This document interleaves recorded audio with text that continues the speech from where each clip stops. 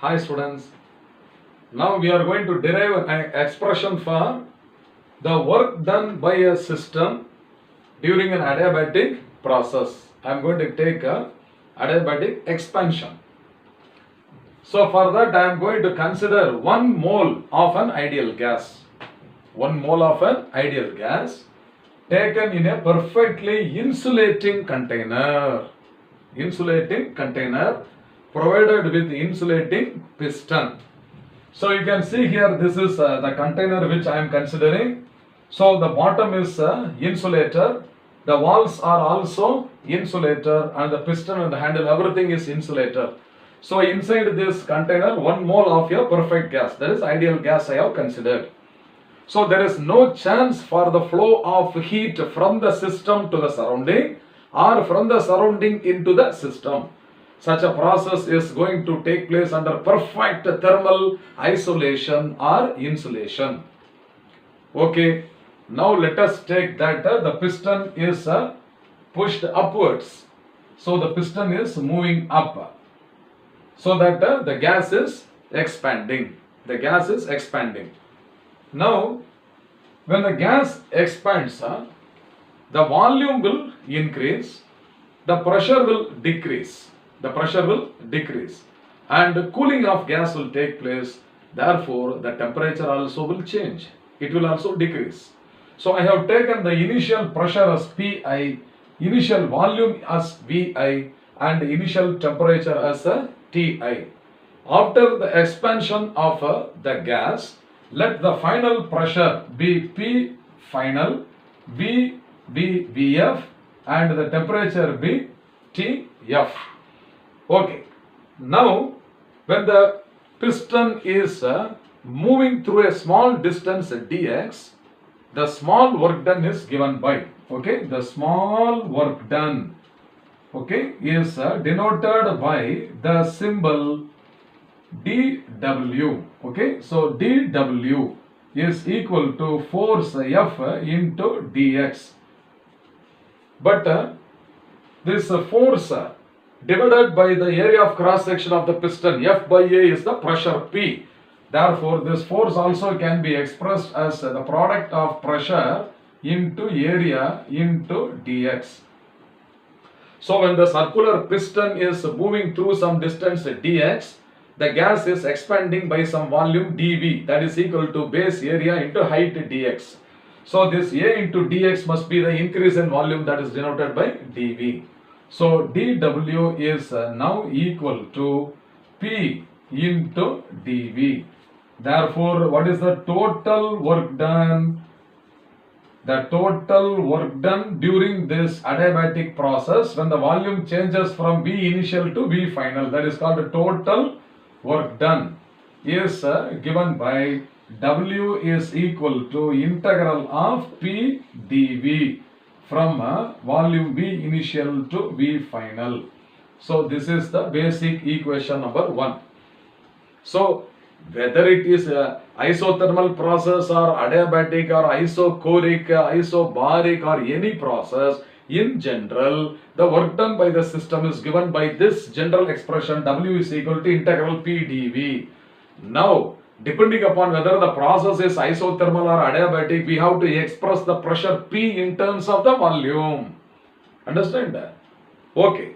Now the equation of state for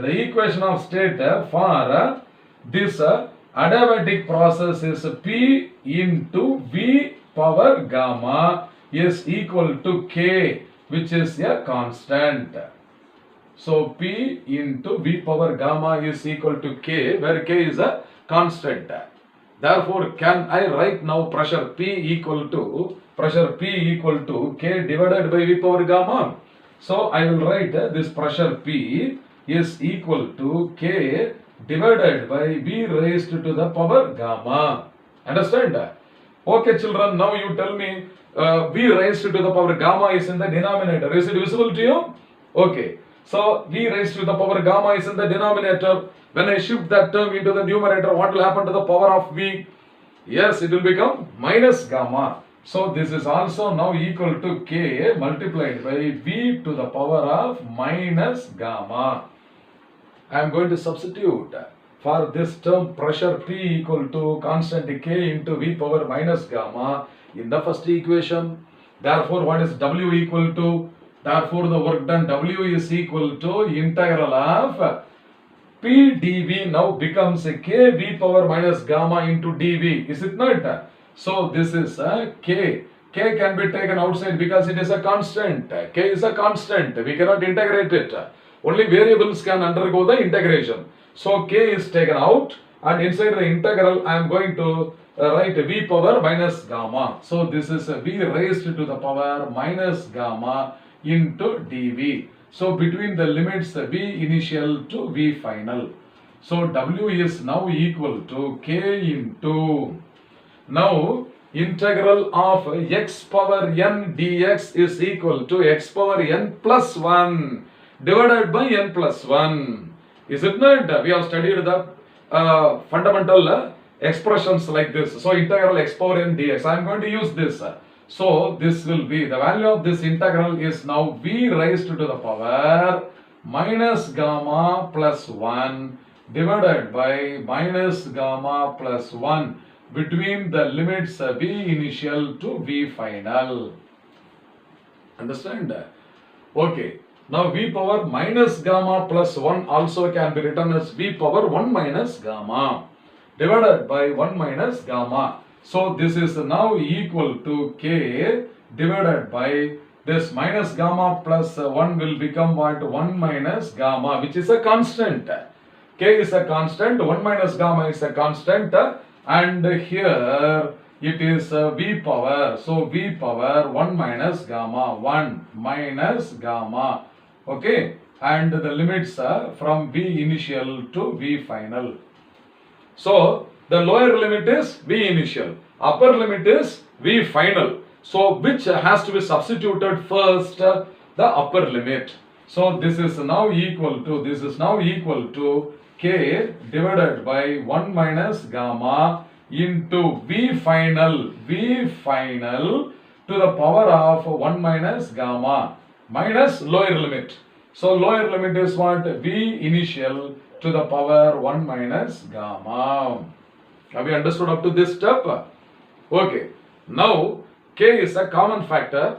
I am going to push the term K into the bracket inside.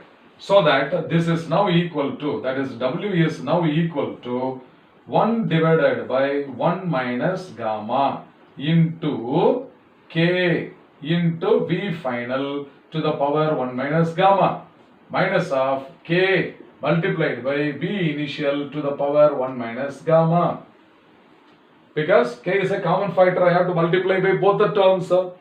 I have put a K inside this. So, in this, let us say this is equation number 2. So, this is another equation number 2. Let us number it. Okay. Now, in place of K, you see here P1, okay, into V1 power gamma is equal to P2 into V2 power gamma is equal to P into V power gamma is equal to constant, So instead of 1 and 2, I have to use what? Initial and final, is it not? So I can write this as P initial into V initial, and instead of P2, P final into V final. Understand? This is the equation of state for a adiabatic change. So instead of K, I can substitute any of these values. Understand? So wherever suffix F is coming, I can substitute in place of K this PF into VF power gamma. Wherever the suffix V initial, VI is coming, instead of K, I can substitute this term. Therefore, W is now equal to 1 divided by 1 minus gamma into, in place of K, what can I substitute? PF, VF power gamma. So this is P final into VF power gamma. In place of K, I have substituted. But already another one more term is there. What is it?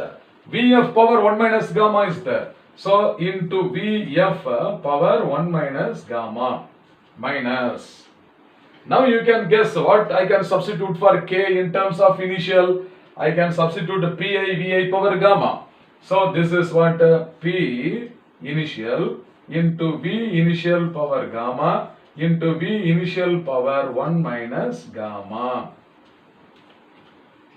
Now it is very simple. We are multiplying V power gamma into V power 1 minus gamma. This gamma and minus gamma get cancelled and only V power 1 will be remaining. Is it not? Similarly, V initial in power gamma into V initial power 1 minus gamma. The powers when you add, what will happen? Minus gamma and plus gamma get cancelled. Only V initial power 1 will be remaining. Is it not? So this V power gamma and minus gamma, they get cancelled. Therefore, now we get an expression for the work done by the gas. W is equal to 1 divided by 1 minus gamma into P final into V final power 1. That is P final into V final. Okay, minus P initial into V initial. That's all. This is another equation number 3. So this is one of the main equations. So this will be very much useful for us while solving the numerical problems. So while solving the numerical problems, we can also write this as 1 by 1 minus gamma into P2 V2 minus P1 V1. So I will rewrite this as what? W is equal to 1 by 1 minus gamma into P2 V2 minus P1 V1. Same equation. Understand? I can rewrite in this type also. Okay. Now we have assumed only 1 mole of the gas. Is it not? So for 1 mole of the gas, okay, I will write for 1 mole of the gas. PV is also equal to what? R into T. PV is equal to RT. For mu moles, PV is equal to mu times RT. Is it not? Mu times RT. So in place of PV, I can write RT. So P1 V1 is equal to R into T1 and P2 V2 is equal to R into T2. Am I right?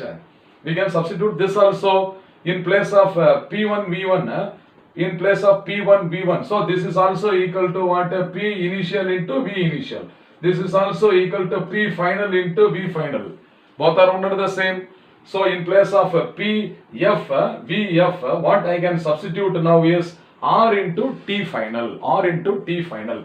So now W is also equal to 1 divided by 1 minus gamma into, in place of PF, VF, R into T final. Okay. So this is R into TF minus in place of PI, VI, R into T initial. So this is R into T initial. W is now equal to, R is a common factor, divided by 1 minus gamma into TF minus T initial. So this is one of the main equations again, and this is equation number 4. You can also write this as T2 minus T1. Is it not? T final is T2, T initial is T1. This is for 1 mole. Therefore for mu number of moles, of the gas, this W is also equal to mu times R divided by 1 minus gamma into T final minus T initial. If suppose T final is lesser and T initial is greater temperature, you can write the same as Ti minus Tf, and here it will become gamma minus 1. That's all. Understand that? So you can modify as per the situation, whether it is expansion or compression. During a compression, T final will be greater than T initial. During an expansion, cooling will take place, so T final may be less than T initial. So depending upon that, you can alter the terms and you can solve any type of problem in the adiabatic expansion. So in the next video, I am going to explain to you how to solve the NEET and IIT problems and also the textbook problems are based on this adiabatic. Adiabatic work done only is tedious than that of isothermal, because finding the powers of some terms will be difficult. You will have to practice much. So this derivation, I hope you must have understood well. Okay, fine.